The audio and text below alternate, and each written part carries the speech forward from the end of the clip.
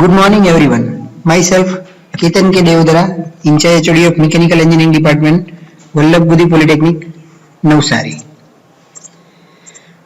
આજે આપણે first semester mechanical engineering બ્રાન્ચનું બેઝિક એન્જિનિયરિંગ ડ્રોઈંગ સબ્જેક્ટ ભણશું, જેમાં ચેપ્ટરનું નામ છે પ્રોજેક્શન ઓફ પ્લેન. મિત્રો, અત્યાર સુધી આપણે પ્રોજેક્શન ઓફ પ્લેનના બેઝિક્સ જોઈ ગયા અને એક પ્રોબ્લેમ જોયો. આજે આપણે પ્રોજેક્શન ઓફ પ્લેનનો બીજો પ્રોબ્લેમ જોશું, જેના ડેટા અહીં આપેલ છે બંને લેંગ્વેજીસમાં. ડેટામાં આપેલ છે કે regular triangle of 40 mm sides having one of its sides in HP.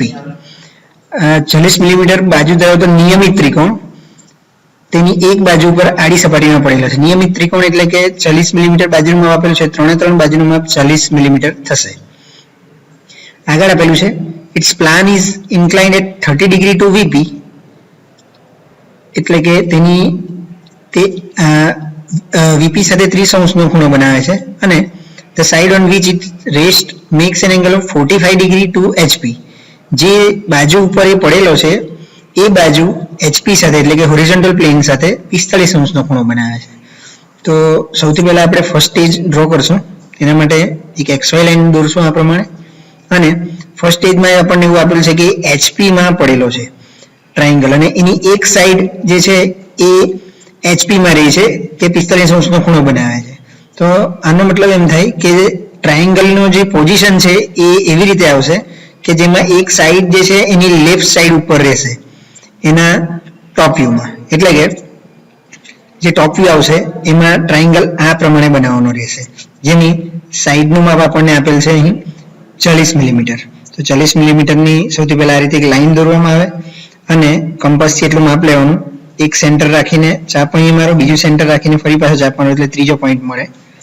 તો આ રીતે 3 પોઈન્ટ દોરીને ટ્રાયંગલ 1 2 3 આ રીતે બનાવવાનો રહેશે, જેની એક સાઈડ HP માં રહે એટલા માટે આ જે ડાબી બાજુની દર છે સાઈડ 1 2 એ આ પ્રમાણે આવશે. તો એ HP માં VP સાથે ઇન્ક્લાઇન થાય ત્યારે HP માં રહેશે. ઓકે, જો એક પોઈન્ટ HP માં રહેશે એમ આપેલું હોય તો આ સાઈડની જગ્યાએ આ પોઈન્ટ એટલે કે ખૂણો અહીં આવે એ પ્રમાણેનો ટ્રાયંગલ બનાવવો પડે. ઓકે, તો હવે આ જે ટ્રાયંગલ છે એના આપણે પ્રોજેક્શન્સ ડ્રો કરીએ.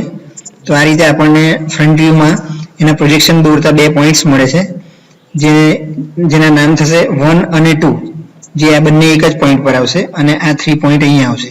તો 1 ડેશ 2 ડેશ અને 3 ડેશ ફ્રન્ટ વ્યૂ છે એટલે ડેશમાં નામ આવશે. આ રીતે પોઈન્ટ મૂકીને એને ડાર્ક લાઇનથી જોઈન કરવામાં આવે તો એ ફ્રન્ટ વ્યૂ બતાવશે. હવે સેકન્ડ સ્ટેજ માટે આપણને આપેલું છે કે આ જે સાઈડ ઉપર રેસ્ટ કરે છે, એટલે કઈ સાઈડ છે 1 2 નંબરની, એટલે કે આ એ રેસ્ટ કરે છે અને આખું પ્લેન જે છે એ HP સાથે 45 અંશનો ખૂણો બનાવે છે. એટલે હવે આ જે લાઈન છે એ આપણે અહીં 45 અંશના ખૂણે દોરવાની છે, આટલી લંબાઈની લાઈન.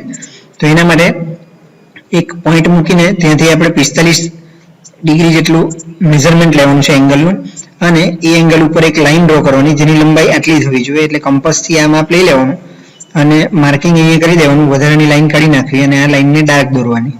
તો આ પ્રમાણે 45 ડિગ્રી સેમ આ જ લાઈન આપણે અહીંયા દોરેલી છે અને સેમ આ જ નામ આપણે અહીંયા આપવાના છે બંને પોઈન્ટને. તો 1 ડેશ 2 ડેશ એ HP પર રહેશે એટલે કે XY લાઈન ઉપર, અને 3 નંબરનો પોઈન્ટ ઉપર આવશે આ પ્રમાણે. તો આ એનો સેકન્ડ સ્ટેજનો ફ્રન્ટ વ્યૂ થશે. હવે એના પ્રોજેક્શન્સ આપણે નીચે ડ્રો કરવાના છે આ રીતે બંને પોઈન્ટમાંથી, અને અહીંયા 3 પોઈન્ટ છે 1 2 3, એમાંથી પ્રોજેક્શન્સ રાઈટ સાઈડ ઉપર ડ્રો કરવાના છે. આગળ આપણે જોઈએ એ પ્રમાણે પ્રોજેક્શન્સ હંમેશા લાઇટ લાઇનથી બતાવવાના રહેશે. તો આ લાઇટ લાઇનથી પ્રોજેક્શન્સ બતાવીએ. હવે જેમ બીજા પ્રોબ્લેમ્સમાં કરેલું છે એ પ્રમાણે જે નંબરનો પોઈન્ટ તે જ નંબરની પ્રોજેક્શનને ઇન્ટરસેક્ટ કરે ત્યાં આપણે પોઈન્ટ માર્ક કરવાનું. ફોર એક્ઝામ્પલ આ 1 ડેશ છે અને આ 1 નંબરની લાઈન છે, તો બંને ઇન્ટરસેક્ટ થાય છે અહીંયા. તો અહીંયા એક પોઈન્ટ મૂકવાનું છે, એનું નામ થશે 1 1. એ રીતે 2 ડેશ 2 તો 2 1, 3 ડેશ 3 તો 3 1. તો આ રીતે 3 પોઈન્ટ મળે છે. આ ત્રણેય પોઈન્ટને સ્ટ્રેટ લાઇનથી જોઈન કરતા આપણને એનું ટોપ વ્યૂ આ પ્રમાણે મળશે, જે એનો સેકન્ડ સ્ટેજ બતાવે છે. હવે થર્ડ સ્ટેજનો VP સાથેનો એંગલ આવે. તો થર્ડ સ્ટેજમાં VP સાથેનો એંગલ અહીં આપેલ છે. Its plane is inclined at 30 degree to VP. તે બાજુ ઊભી સપાટી સાથે 30 અંશનો ખૂણો બનાવે છે. એટલે અહીંયા આપણે VP સાથેનો ખૂણો બતાવવાનો, જે રીતે અહીંયા HP સાથેનો બતાવેલો છે.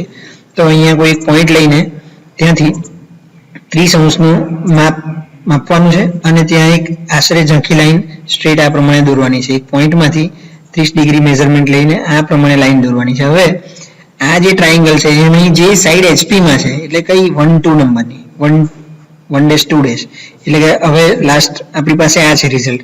તો 1 1 2 1 તો આ જે લાઈન છે એ તમારી 30° ઉપર આવી જોઈએ, જેથી કરીને અહીંયા આપણે એને પોઈન્ટ પ્લોટ કરવાના.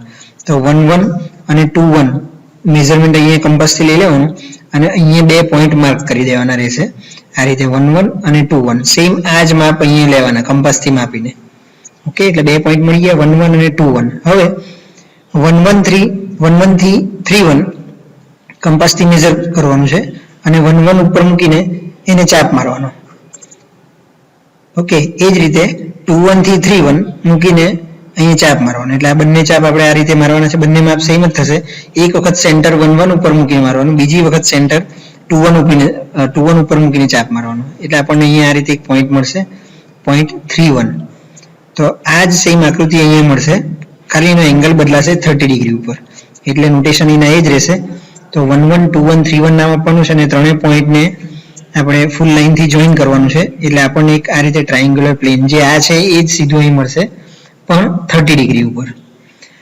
તો હવે ડેટામાં આપેલા બધા એંગલ્સ અને ડાયમેન્શન્સ યુઝ થઈ ગયા છે. આ જે પ્રોફાઇલ મળે છે એના પ્રોજેક્શન આપણે ઉપર દોરશું અને અહીંયા ફાઇનલ શેપ મેળવશું. તો 1 1 2 1 3 1 ઉપરથી 3 1 માંથી ઉપરની તરફ આ રીતે સ્ટ્રેટ વર્ટિકલ પ્રોજેક્શન્સ દોરવાના રહેશે અને આ જે ફ્રન્ટ વ્યૂ છે એમાંથી હોરિઝોન્ટલ પ્રોજેક્શન આ તરફ દોરવાના છે.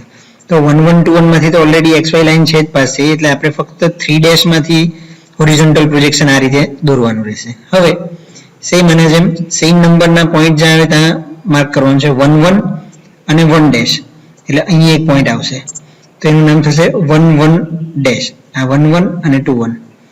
ઓકે, એ રીતે 2 1 અને 2', એટલે અહીં એક પોઈન્ટ આવશે એનું નામ થશે 2 1'.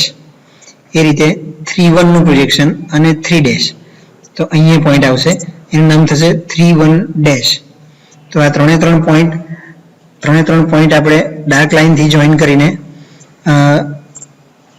એનું ફાઇનલ આન્સર મેળવવાનો છે આ રીતે. તો અહીંયા તમારો ફાઇનલ આન્સર મળશે કે જ્યારે કોઈ પણ પ્લેન HP સાથે 45° હોય અને VP સાથે 30° હોય, બંને રીતનો એંગલ આપેલો હોય તો ફાઇનલી આપણને ફ્રન્ટ વ્યૂમાં આ પ્રમાણે દેખાશે. Okay, thank you.